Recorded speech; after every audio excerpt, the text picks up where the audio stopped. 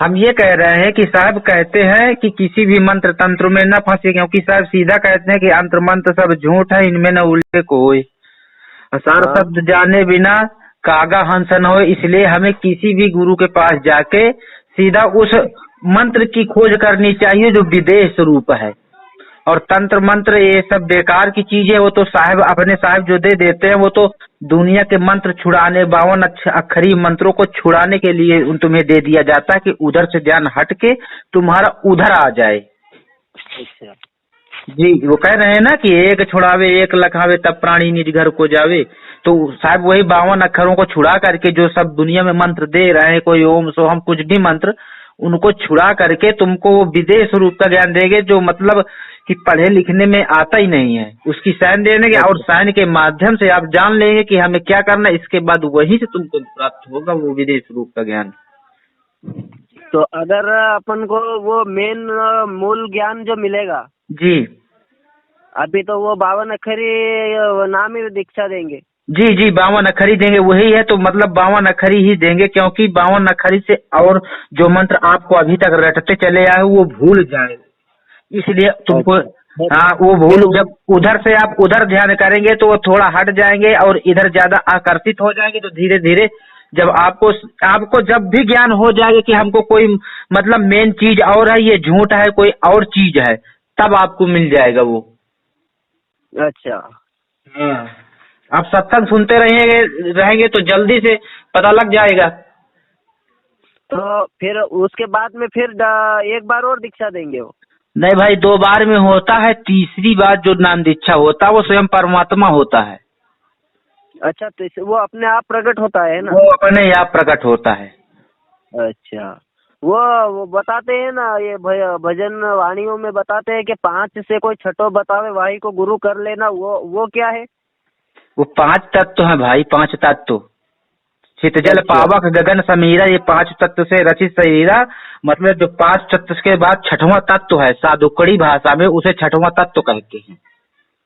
अच्छा जी, उसको सतनाम, सार नाम, मतलब बहुत से नामों से जाना जाता है। साधुकड़ी भाषा जो साधु संत लोग बोलते हैं उसको छठवां तत्व भी कहते हैं। हाँ, कि 5 से कोई छठा बता दे वाही को गुरु कर लेना। हाँ, तो वही तो छठवां साइन तुमको जो देंगे वो छठवां जो अपने ही गुरु है, वेदी गुरु वही है, वही बता दें छठवें के साइन। अच्छा। बाकी छठवें उस निस्वरूप को कोई नहीं लखा सकता, कोई लखा ही नहीं सकता। केवल तुमको साइन मिलती है कि सतगुरु साइन सहारा हो, इसके अलावा कुछ नहीं है। सतगुरु से तुमको साइन मिलेगी, देही गुरु से। इसके बाद जो छठवां तत्व है वो स्वयं परमात्मा तुम्हारा निज स्वरूप है। जी जी। अगर लोक कहो, लोकों में उनका वर्णन करो तो 3 लोग ये शरीर है और चौथा लोक वो शब्द है। अच्छा, मतलब जो जैसे अच्छा लगा उस प्रकार से उसकी व्याख्या कर डाली है, बाकी वर्णित किसी ने नहीं कर पाई, क्योंकि कहा है साहब ने कि जो गूंगे गुड़ खाए, गूंगा भी नहीं बता सकता ना उसको, जैसे गुड़ खाकर गूंगा बता नहीं सकता गुड़ का स्वाद कैसा है, उसी प्रकार ये भी है कि कोई उसको बता नहीं सकता, अगर उसको अनुभव हो जाता है तो भी। जी। बाकी और कोई शंका है तो, और कोई चीजें हैं पूछना तो बताओ, तो जो जानते होंगे साहब बताए हैं या तो नहीं बता सकते हैं भाई हम। हाँ, यही बता रहा हूँ तो मैं कि वो ये अगर ये एक ही परमात्मा को एक दूसरे का किसी से मिले अपन, तो यही बोलते हैं कि साहेब बंदगी सतनाम, साहेब बंदगी सतनाम। तो मैं यही जानना चाहता था कि मतलब ये मदन पंत बता रहे हैं, तो ये धर्मदास जी अलग है कि मदन पंत जी ये भी अलग है? अलग अलग है दोनों के दोनों एक ही? नहीं, धर्मदास को कबीर साहब मिले थे, है ना?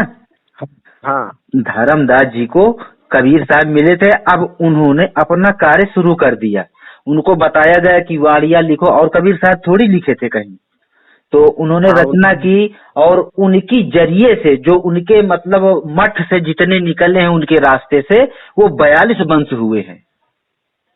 42 वंश? जी, और इस प्रकार मतलब उनके जो पंथ हैं 12 हुए हैं। जैसे ये रामपाल जी गरीबदास जी का वंश है, गरीबदास जी का? गरीबदास जी का। और हाँ, इसी और जो मदन पंथ जो है वो स्वयं मदन साहब को मिले थे, मदन वो कबीर साहब, अच्छा, लेकिन वो गुप्त था। गुप्त थे। जी गुप्त थे, अगर गुप्त नहीं होता तो ये भेद खुल जाता और सब इसमें सत्य असत्य को कोई आज परख नहीं पाता। जी जी। बाकी परख करने के लिए आप किसी से मत समझिए, अपनी बुद्धि और विवेक से सबके सत्संग सुने और उसमें विवेक लगाकर गौर कीजिए क्या सही क्या गलत है। इसीलिए साहब कहते हैं ना कि कहे कबीर सो हंस है मेरा, कौन जो क्षीर नीर का करई निवेरा। हाँ, वो ये सत्संग तो मैंने रामपाल जी महाराज जी के भी सुने हैं। वैसे सत्संग तो समझ में आता है वो, और जी। उसमें वहाँ जाके आके डिफरेंस पड़ जाता है कि वो परमात्मा सतलोक में रहते हैं और ये ब्रह्मा विष्णु महेश है, 3 शाखाएं हैं उनकी, यानी कि 3 पुत्र है उनके, दुर्गा उनकी माता है, ऐसा अरे ऐसा भाई वो रामपाल जी सही बता रहे हैं, दुर्गा उनके माता है और ब्रह्मा विष्णु महेश कौन है? ये 3 गुण है, जन्मना, पैदा होना, मर जाना, जिसे हम रजोगुण, तमोगुण और सतोगुण कहते हैं। ये और ये जो दुर्गा है ये कौन माता है? ये प्रकृति माया माता तो सबकी है, ये तुम नहीं इसको हाँ, माता कहते हो? माता तो सबकी है। सबकी है ना। हाँ इसी को तो कहते हैं जन्म ब्याही गई न रही कुंवारी, ब्याही भी नहीं गई और कुंवारी भी नहीं है, माँ भी सबकी कहला रही है। हाँ, बहन मानो तो वही, माता मानो तो वही, पत्नी मानो तो वो। हाँ, तो मतलब यही सब भेद गुरु जी बतलाते हैं और कोई भेद नहीं। सीधी सी बात ये है कि 52 अक्षर वाले जो नाम है, का खा गा आड़ा उड़ा ABC वाले जो अक्षर जो मतलब शब्दों में लिखे जाते हैं, जो हम बोलते हैं जिन शब्दों को, उनको छोड़कर एक विदेश स्वरूप का ध्यान करना है, मतलब उसको याद करना है, उसमें सूरत लगानी है। ध्यान का मतलब समझ रहे हैं ना आप? ध्यान का मतलब होता है याद करना किसी को, सिमरण करना। सिमरण का मतलब होता है याद करना। बात करना मतलब कि अभी मैंने आपको फोन लगाया तो मेरे को वो ऐसा महसूस हुआ कि मैंने उस दिन बात की थी, तो देखे आज लगाऊं, तो वो एक ऐसे महसूस करना होता है परमात्मा को। जी जी, उसको सिमरन में याद, सिमरन का अर्थ ही होता है कि याद करना। तो हमको उसको सिमरते रहना, ना कहीं बैठ के भजन करना है, ना कहीं अगरबत्ती सुलगाना है, ना धूप बत्ती सुलगाना, कुछ भी कर्म कांड नहीं करना। गीता में पढ़ो तो गीता में इसीलिए कहते हैं अर्जुन, जो आत्मा पे निर्भर है, आत्मा पे संतुष्ट है, उसके लिए संसार के कोई धार्मिक कर्म कांड नहीं बनते। हमारे लिए कोई भी धर्म कांड नहीं बनता जो आत्मा पे निर्भर है। बाकी जो लोग यहाँ पे जब कर रहे हैं जो पूजा पाठ, ये शरीरों की कर रहे हैं। अगरबत्ती किसके सामने झुक आप लगाएंगे सुलगाएंगे? जो शरीर जो दिख रही है। बाकी हम जो भक्ति करा रहे हैं गुरुजी, वो आत्मा की करा रहे हैं जो इस शरीर के अंदर व्याप्त है, जिसकी वजह से शरीर चल रहे हैं। जी जी जी। तो अभी इसमें भी अगर अपन सुबह शाम ऐसा कुछ दीपक विपक नहीं करने है का? कुछ भी कर्म कांड नहीं करना भाई। अच्छा, मतलब ये सब बैन है गुरुजी के उसमें। अरे तुम किसके लिए करो? तुम्हारी भक्ति तो आत्मा के लिए है। हाँ, और तुम ये धूप बत्ती पूजा पाठ क्रिया कर्म कौन कौन किसको चाहिए? ये जो शरीर को चाहिए। हाँ, तो वो इसमें रामपाल जी वाले में पहले ये नाम दीक्षा देते हैं, वो भी या मैंने ले तो नहीं रखी है, अपने यहाँ है भगत, 2-3 भगत वो बताते हैं। अच्छा। कि हमारे प्रथम नाम गणेश जी के, ब्रह्मा विष्णु महेश और दुर्गा जी के ने काल निरंजन के ये दीक्षा मिलती है, ये सब बताते हो? जी हाँ मिलती है। हम भी रामपाल जी के पास गए थे, हम भी वहाँ से। हाँ, हम भी नाम दीक्षा वहाँ लिए थे। अच्छा। हाँ, ओम सोहम सत्य कबीर ये सब मतलब उसमें चल रहा है। अब हम तो भूल चुके हैं कुछ मंत्रों को वहाँ जो मिले थे। अच्छा। लेकिन वहाँ दीक्षा सबकी मिलती, देवी देवताओं की भक्ति कराई जाती है। हाँ, वो मतलब सबको एक मतलब एक 33 करोड़ देवता को लेके चलते हैं, फिर बाद में धीरे धीरे ऊपर जाते हैं। धीरे धीरे वहीं ऊपर जाते हैं। अच्छा। तो ये चक्रों का ज्ञान है। अच्छा। सभी देवी देवता जो चक्रों में रहते हैं धीरे धीरे से चलते, इसी को चींटी की चाल कहते हैं। जी हाँ, अंतर्मंत्र सभी चक्रों से देवी, कभी गणेश जी को पूजवाएंगे और कभी विष्णु जी को पुजवाएंगे, इनको सबको पूजा पाठ करवाते हैं और कहते हैं कि ऋण, इनका ऋण बाकी है। अरे भाई हमारा ऋण क्या बाकी, हम तो खुद उनके जाल में फंसे हुए हैं। हाँ, हमारा क्या ऋण बाकी है, यही तो बताते हैं इनका ऋण बाकी है, तो इनका पहला इनका कर्जा धोना पड़ता है। अरे जब हम उसी के अंदर में हैं तो उसका अभी वीडियो अपनी साहब जी के देखा नहीं कि जब कहते हैं कि जेलर जब जेल के अंदर होता तो क्या उस जेल जहाँ पे वो जेल में पड़ा होता उस कमरे का किराया थोड़ी न लेता है, नहीं लेता है। नहीं लेता ना। तो हम तो उसके अंदर पड़े, हमारे से वो क्या लेगा, हम तो उसके अंडर में ही पड़े हैं। वो तो अपने स्वार्थ के लिए हमको डाल रखा है, जब चाहे हमको मरोड़ देगा।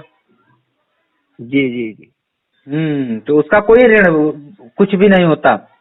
और गीता में कहते हैं अर्जुन, जो देवी देवताओं की पूजा पाठ करके जो जिसको पूजता है, चाहे वो पितरों को पूजता है तो पितरों को प्राप्त होता है, जो देवी देवताओं को पूजता है वो देवी देवताओं को प्राप्त होता है, जो मुझको पूजता है वो मुझको प्राप्त होता है, जो पत्थरों को पूजता है यानी कि जो जिसको पूजता है उसी को प्राप्त होता है। रामपाल जी देवी देवताओं की भक्ति करवाते हैं यानी, और फोटो तस्वीरों की भी अगरबत्ती सामने धूप बत्ती करवाते हैं। तो अब समझ लीजिए उसके पूजने से क्या होगा हमारी। हाँ, हाँ वो बताते हैं कि देवी देवताओं की तस्वीरें नहीं रखना है, फिर उनकी तस्वीर तो दे रहे हैं वो की। जी हाँ, वो किसी को तो दे रहे हैं, वो तो जड़ है। हाँ, उनकी वो तस्वीर तो फिर भी दे रहे हैं कि जी, हमें इसीलिए यही सब ज्ञान मतलब रखना है, इसी सब विवेक को साहब कह रहे हैं कि विवेक और बुद्धि से काम लो। जी। हाँ, तो अभी दीक्षा तो मैंने ले रखी है, पर वो ऐसा मेरे को महसूस नहीं हो रहा है, मतलब कि ये जो अपने को असली जो चीज चाहिए वो मिल गई है, मेरे को ऐसा अंदाज है।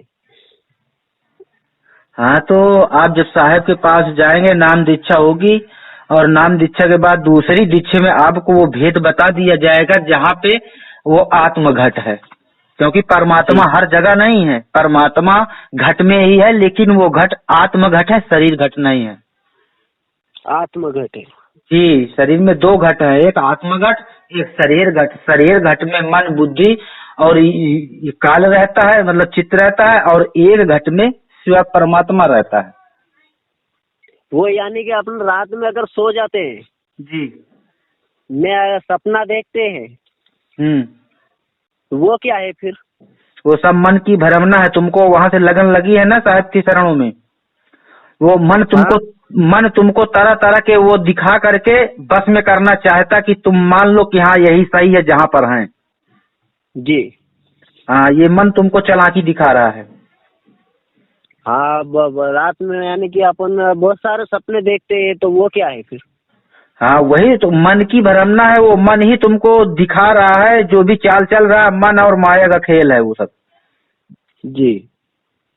अगर मन के कहे जैसे आपने वहीं जहाँ पे इतनी समय लगे हुए हैं, अगर सच्चा ज्ञान नहीं है तो मन तुमको वहीं के लिए ले जाए कि नहीं यही सही है, और असत्य मार्ग से हटा गए, सत्य मार्ग से वंचित करके तुमको असत्य मार्ग पर जोड़ देगा। अच्छा। हाँ, जितना आप सत्य की तरफ भागोगे उतना तुमको बाहर वो ले जाने की कोशिश करेगा। लेकिन इसीलिए साहब कहते हैं कि मन जाता है तो जाने दे, तो थाम के राख शरीर, मतलब तू शरीर को अपने बस में रख, कंट्रोल में रख।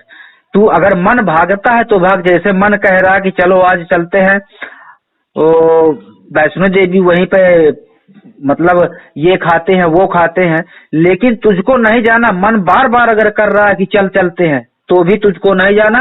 तू अपनी शरीर को रख और उसको कंट्रोल में कर मन को। जी जी।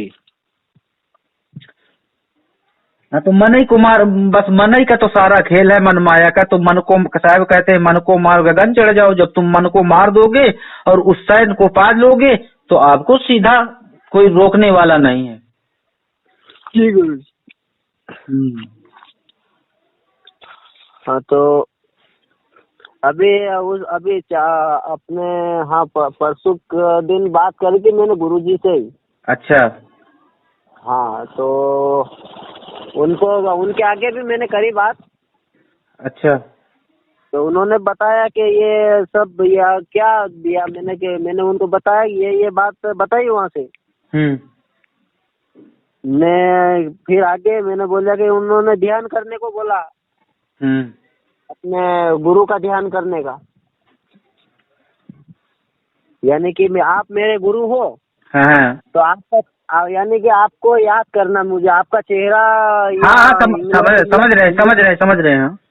हाँ, इंगला पिंगला सूक्ष्म यहाँ पे क्या ध्यान लगाने का बताया था। अरे वहाँ भैया, अगर शरीर के अंदर तुम ध्यान करोगे तो शरीर में ही चले जाओगे जी। और शरीर से मुक्त होने के लिए ही ये सब कर रहे हैं आप। शरीर से मुक्त होने के लिए करना। क्योंकि सबसे बड़ा कष्ट, सबसे बड़ा दुख शरीर में आना ही है। अगर शरीर है, चाहे वो किसी भी तन की हो, किसी भी जीव की शरीर हो, हमें शरीर मिलती है तो वही कष्टों का कारण है जी। इसीलिए हम इन शरीर से मुक्त होने के लिए ही ये मुक्ति का रास्ता पकड़ रहे हैं कि मुक्त आखिर हम कहाँ से हो जाएंगे, क्योंकि हम इन शरीरों के अंदर ही कैद हैं ना। शरीरों के अंदर ही कैद है। हाँ, हम शरीर के अंदर ही कैद हैं और मन ही हमको कैद कर रखा है जी। माया में उलझा के रखा। तो मन माया इन्हीं का खेल है सारा और इन्हीं से हमें बचना है। अगर अब की पासा ना पड़ा तो फिर समझ लीजिए, ये मनुष्य तन में अगर उसने अपना जीत कर लिया मन ने, तो फिर दोबारा ये सब कार्य होने वाला नहीं है। फिर तो तुम 84 में गए, सब कोई चला जाएगा, कोई बच नहीं सकता।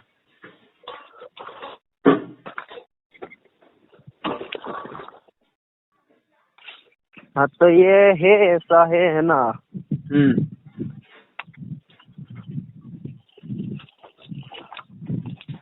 अभी दिसंबर का बताया उन्होंने, दिसंबर में आने का है। हाँ, अब साहब तो बता तो रहे हैं कि मेरठ की तरफ से होते हुए जाएंगे इधर को। अब देखिए कब आ रहा है, दिसंबर तो आने वाला है, हो सकता साहब इधर ही से आए। हाँ, अभी क्या है, आज 2-4-8 दिन और बचे। हाँ, 2-4 दिन बच रहे हैं, तो साहब भी उधर से रवाना आ रहे हैं ना इधर को धीरे धीरे। जी। और मतलब इधर यूपी में ही चल रहे हैं, यूपी से आते आते आपके एमपी से घुस के निकल जा सकते हैं। अगर आपने आपको साहब ने क्या कहा था कि हम आएंगे वहाँ आपके पास। हाँ, मेरे को वहाँ मैंने तो ये यानी कि उज्जैन है, उज्जैन हमारे अपने मध्य प्रदेश में उज्जैन को प्रसिद्ध मानते हैं। जी जी जी।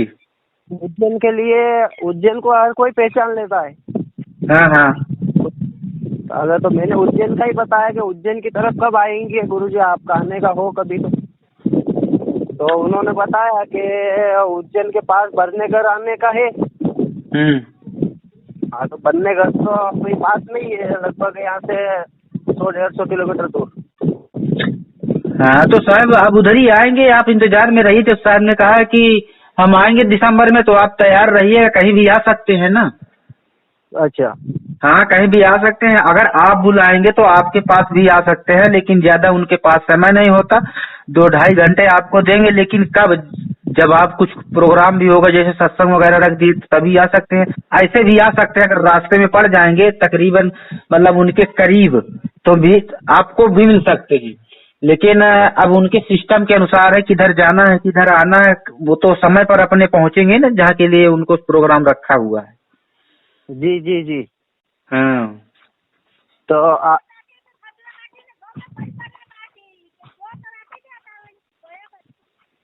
जी।